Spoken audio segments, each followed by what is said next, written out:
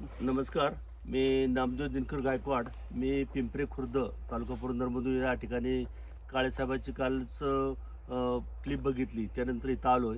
खरोखरच मी 30 वर्ष आम्ही नोकरी करत असताना शेती केली, परंतु अलौकिक असा म्हणजे ऊसाचं पीक आम्ही या ठिकाणी पाहिलं. खरोखरच कारखान्याचे कृषी अधिकारी इथं असताना की समाजाला उद्बोधक आणि शेतकऱ्यांना की अडचणीत असणारा शेतकरी की कमी उत्पन्न येत आहे, त्यामुळं एवढा खर्च होतोय पण त्याचं उत्पन्न कमी येत आहे.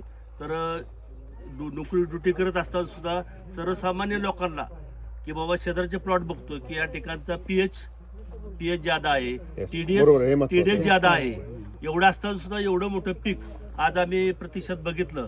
खरोखरच या साहेबांचं करावं एवढं कौतुक कमीच आहे आणि सर्वसामान्य माणसांनी याचा खरोखर फायदा घ्यावा आणि त्यांचं मार्गदर्शन घ्यावं. आणि आपलं सर्वसामान्य आपण शेतकरी अवलंबून असणारे कुटुंब आहोत आणि त्याचं उत्पन्न वाढावं.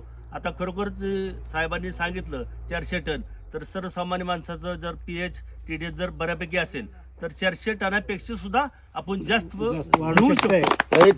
काळे साहेबांकडून शिकण्यासारखं आहे आणि खरोखरच या लोकांनी आज म्हणजे आम्ही आता पडलं त्यावेळेला 2 दिवस झाले आपले फेसबुकला, परंतु युट्यूबला पडलं, परंतु आज बऱ्यापैकी आपल्या शेतकरी लोकांची रीग लागलेली आहे. खरोखर शेती करणारी माणसं या लोकांनी याचं अनुकरण करावं आणि खरोखरच या गोष्टीचा जो म्हणजे साहेबांनी सांगितलं की मी दिल्ली दिल्ली दरबार सुद्धा मागणार आहे की शेतकऱ्यासाठी अशा सुविधा द्यावी.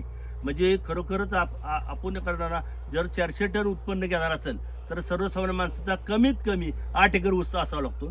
40 ते 50 ॲव्हरेज मिळतं. पण जर एकरात आपण असं जर केलं, थोडं खर्चिक बाब आहे, परंतु ते म्हणजे टप्प्याटप्प्याने करा.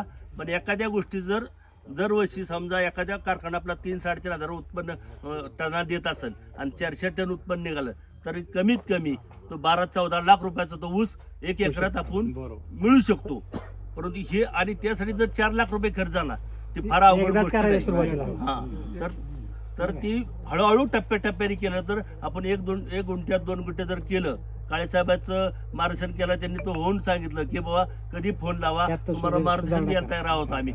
आणि त्याचा सल्ला जर शेतकऱ्यांनी घेतला तर निश्चितपणे लोकांचं जीवनमान उंचवण्याला निश्चित मदत होईल. खरोखर काळेसाहेबांचं मनापासून आभार मानतो.